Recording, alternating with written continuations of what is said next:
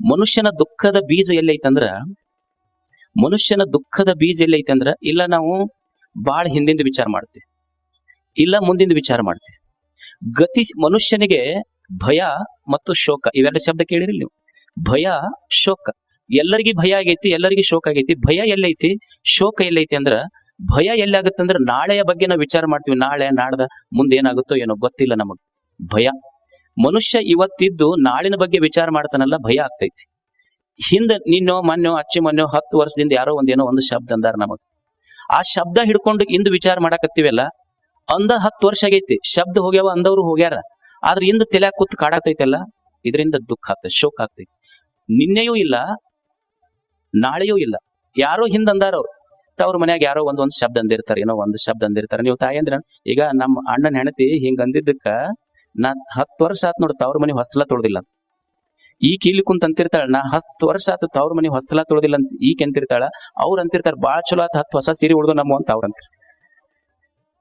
ಅಂದ್ರ ಹಿಂದಿಂದ ನೆನಸ್ಕೊಂಡು ತಾಪ ಮಾಡ್ಕೊಂತೈತಿ, ಇಲ್ಲ ಮುಂದಿಂದ ಕಲ್ಪಿಸ್ಕೊಂಡು ತಾಪ ಮಾಡ್ತೈತಿ. ಅದಕ್ಕೆ yesterday is dead, tomorrow is not yet born, what you have with you is today. ನಿನ್ನೆ ಸತ್ತೈತಿ, ಇಲ್ಲ ಬರುದಿಲ್ಲ ಅದು. ನಾಳೆ ಹುಟ್ಟಿಲ್ಲ. ಸತ್ತ ನಿನ್ನೆಗಾಗಿ ಚಿಂತಿಸುವುದಕ್ಕಿಂತ, ಬರದೇ ಇರುವ ನಾಳೆಗಾಗಿ ಭಯ ಪಡುವುದಕ್ಕಿಂತ ದೇವ್ರು ಇವತ್ತೇನು ಕೊಟ್ಟಾನಲ್ಲ, ಇದನ್ನ ಅನುಭವಿಸೋರಿಗೆ ಸಂತರು ಅಂತ ಕರೀತಾರ ಅವ್ರಿಗೆ. ಇದು ಸ್ವಾಧ್ಯಾಯ. ದೇವ್ರು ಏನ್ ಇವತ್ತು ಕೊಟ್ಟಾನಲ್ಲ, ಇದನ್ನ ಚಂದ ಇವತ್ತು ಬದುಕುವುದು. ಅವ್ರಂತಾರ, ಹೌದಪ್ಪ ಚಂದ ಬದುಕಬೇಕು. ನಿಜಗುಂಡ್ರು 3 ಸ್ವಾಧ್ಯಾಯಗಳನ್ನ ಹೇಳ್ತಾರ, 3 ಸೂತ್ರ ಹೇಳ್ತಾರ. ಇವತ್ತು ನಾವು ಸಂತೋಷವಾಗಿ ಬದುಕಬೇಕಾದ್ರೆ ಏನು ಮಾಡ್ಬೇಕ್ರಿ? ಇವತ್ತು ನಾವು ಸಂತೋಷವಾಗಿ ಬದುಕಬೇಕಾದ್ರೆ ಮನುಷ್ಯ 3 ಕೆಲಸ ಮಾಡ್ಬೇಕಂತ. ಬೆಳಿಗ್ಗೆ ಎದ್ದ ತಕ್ಷಣ ಏಳುವಾಗ ತಲೆಯಾಗ ಚಲೋ ವಿಚಾರದಿಂದ ಹೇಳ್ಬೇಕಂತ. ಮೊದಲು 1ನೇದ್ದು ಚಲೋ ವಿಚಾರದಿಂದ ಹೇಳುದು. 2ನೇದ್ದು ಏನ ಈ ಜೀವನ ಕೊಟ್ಟಾನಲ್ಲ ನಮಗ್ ದೇವ್ರು, ನೋಡಪ್ಪ ಎಷ್ಟೋ ಮಂದಿ ಕಣ್ಣ ತೆಗೆದಿಲ್ಲ, ನನಗೊಂದು ದಿವಸ ಆಯುಷ್ಯ ಕೊಟ್ಟಿಯಲ್ಲ, ಇದು ನಿನ್ನ ಕರುಣೆ ಅಂತ ನಾಲ್ಗೆ ಮೇಲೆ ಅವನ ಹೆಸರಿಟ್ಕೋ ಅಂತ ಹೇಳ್ಬೇಕಂತ ಮನುಷ್ಯ. 3ನೇದ್ದು ಮಂದಿ ಮಾತು ನಂಬೇಡ, ನಿನ್ನೊಳಗ ಶಕ್ತಿ ಐತಲ್ಲ, ನಿನ್ನ ಶಕ್ತಿಯನ್ನು ನಂಬಿ ಬದುಕುವುದು 3ನೇದ್ದು. 1ನೇದ್ದು ಚಲೋ ವಿಚಾರ ಇಟ್ಕೊಂಡು ಹೇಳೋದು, ಇದಕ್ಕೆ ಜ್ಞಾನ ಸ್ವಾಧ್ಯಾಯ ಅಂತ ಕರೆದ್ರು. ನಾಲ್ಗೆ ಮೇಲೆ ದೇವರ ಋಣಾಪ ಅಂತ ಹೇಳ್ತೀವಲ್ಲ, ಅವನ ನಾಮಸ್ಮರಣೆ ಮಾಡ್ತೀವಲ್ಲ, ಮಂತ್ರ ಸ್ವಾಧ್ಯಾಯ. ಮತ್ತ ನಿನ್ನ ಬಗ್ಗೆ ನೀನು ನಿನ್ನ ಶಕ್ತಿಯ ಬಗ್ಗೆ don't under estimate your self. ನಿನ್ನ ಬಗ್ಗೆ ನೀ ಸಣ್ಣ ಕೀಳರಿಮೆ ಮಾಡಕ್ ಹೋಗ್ಬೇಡ, ನಾನು ಶಕ್ತಿವಂತ ಅಂತ ಭಾವಿಸು. ಇದು ಆತ್ಮ ಸ್ವಾಧ್ಯಾಯ. ಇವು 3 ಇರ್ಬೇಕು ಮನುಷ್ಯ. ಮೊದಲನೇದ್ದು ಏಳುವಾಗ ಬೆಳಿಗ್ಗೆ ಎದ್ದಾಗ ಚಲೋ ವಿಚಾರದಿಂದ ಮನುಷ್ಯ ಹೇಳಬೇಕು. ಏನು? ಮೊದಲು ಏಳುವಾಗ ಚಲೋ ವಿಚಾರ ಇರ್ಬೇಕು ನಮ್ಮ ತಲೆಯಾಗ. ಚಲೋ ವಿಚಾರದಿಂದ ಮನುಷ್ಯ ಹೇಳ್ಬೇಕು. ನಮಗ್ ಹಂಗ ಆಗೋದಿಲ್ಲ. ಎದ್ದು ಕೂಡ್ಲೇನೆ ಯಾರ ಮನೆಗೆ ಏನು ಬೆಂಕಿ ಹಚ್ಚಬೇಕಂತ ಶುರು ಮಾಡ್ತೀವಿ. ಇಲ್ಲ ಎದ್ದು ಕೂಡ್ಲೆ ಅದೊಂದು ಮೊಬೈಲ್. ಕೆಲವು ಮಂದಿಗೆ ಎದ್ದು ಕೂಡ್ಲೇನೆ ಬೆಡ್ ಟೀ ಬೇಕವ್ರಿಗೆ. ಅದು ಎದ್ದು ಕೂಡ್ಲೆ ಬಾಯಿ ತೊಡ್ಕೊಳ್ಳೋ ಟೀ ಕುಡಿದ್ರೆ ಅದು ಬೆಡ್ ಟೀ ಆಗೋದಿಲ್ಲ, ನಿನಗೆ ಡೆಡ್ ಟೀ ಆಗುತ್ತೆ ಅಷ್ಟ. ಎದ್ದು ಕೂಡ್ಲೆ ಚುಟ್ಟ ಹಚ್ಕೋಬೇಕು, ಚುಟ್ಟ ಹಚ್ಕೊಳ್ಳಿಲ್ಲ ಅಂದ್ರೆ ಎಲ್ಲಿ ಹೋಗೋದಿಲ್ಲ ಮಾತು. ಅಂದ್ರೆ ಇದು ನಮ್ಮದಿದು. ಅವ್ರು ಏನಂತಾರ ಅಂದ್ರೆ ಎದ್ದು ಕೂಡ್ಲೆ ಬೆಳಿಗ್ಗೆ ಎದ್ದಾಗ ಚಲೋ ವಿಚಾರದಿಂದ ಹೇಳೋ ಮನುಷ್ಯನೇ.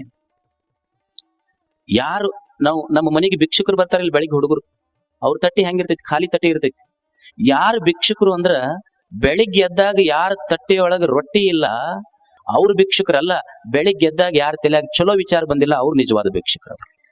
ಬೆಳಿಗ್ಗೆ ಹೇಳುವಾಗ ಚಲೋ ವಿಚಾರದಿಂದ ಹೇಳ ಮನುಷ್ಯನೇ. ಚಲೋ ವಿಚಾರ ಬೇಕಾಗುತ್ತೆ. ನಾವ್ ಅದನ್ನ ಮಾಡೋದಿಲ್ಲ. ಊರ್ ಸುದ್ದಿ ಮಾತಾಡ್ಕೊಂತ ಕುಂದಿರ್ತೀವಿ. ಎದ್ದ ತಕ್ಷಣ 3 ಜನ ರೈಲ್ವೆ ಸ್ಟೇಷನ್ ಕುಂತಿದ್ರ, ಅವ್ರು 3 ಮಂದಿ ಊರ್ ಸುದ್ದಿನ ಮಾತಾಡೋರೆಲ್ಲ.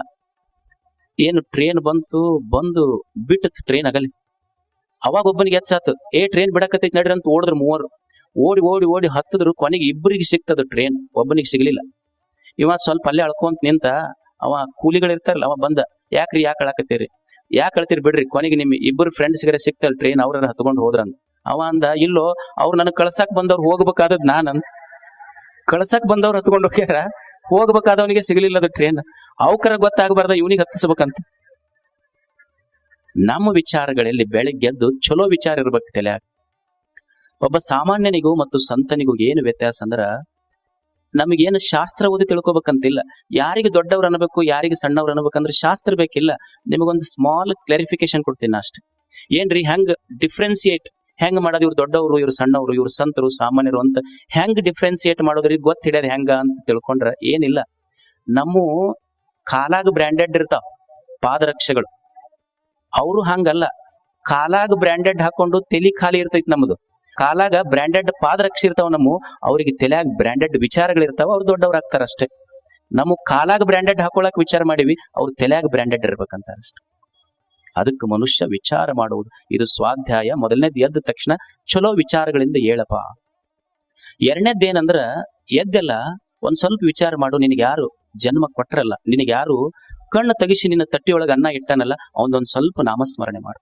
ಭಗವಂತನೇ ನನ್ನ ತಟ್ಟೆಯೊಳಗಿದ್ದ ಅನ್ನ ಇದು ನಿನ್ನ ಋಣ ಅಂತ, ನನಗೆ ಕಣ್ಣು ತೆಗಿಸಿಯಲ್ಲ ಇದು ನಿನ್ನ ಋಣ ಅಂತ ಒಂದ್ ಸ್ವಲ್ಪ ಕಣ್ಣು ತೆಗಿಸಿಯಲ್ಲ ಇದು ನಿನ್ನ ಋಣ ಅಂತ ನಾಲ್ಗೆ ಮ್ಯಾಲ ಅವಂದು ಬರ್ಲಿ. ನೀವ್ ಅನ್ಬೋದು, ಅಲ್ರಿ ಯಾಕೆ ನೆನೆಸ್ಬೇಕು ದೇವ್ರನರ? ನಾವು ದುಡಿಯೋರು, ನಾವು ಬಿಡೋರು, ನಾವ್ ಎಲ್ಲಾ ಮಾಡೋರು, ನಾವ್ ಯಾಕೆ ಅವ್ನ್ ನೆನೆಸಿ ಯಾಕೆ ಉಣ್ಬೇಕು? ನಮ್ಮ ಹೊಲ ನಮ್ಮ ಮನಿ ನಾವು ಹೈನ ಉಣ್ಣಾಕತ್ತೀವಿ, ನಮ್ಮ ಆಕಳ ಹಾಲ ನಾವು ಉಣ್ಣಾಗ ನಾವ್ಯಾಕೆ ದೇವ್ರಿಗೆ ನೆನೆಸ್ಬೇಕು ಹೇಳ್ರಿ ಅಂತ ನೀವ್ ಅಂದ್ರ, ನೋಡಿ ನೀವ್ ಆಕಳಿಗೆ ಏನ್ ಹಾಕಿರಿ? ಮುಸ್ರಿ ನೀರು ಕುಡಿಸಿರೋದಕ್ಕೆ.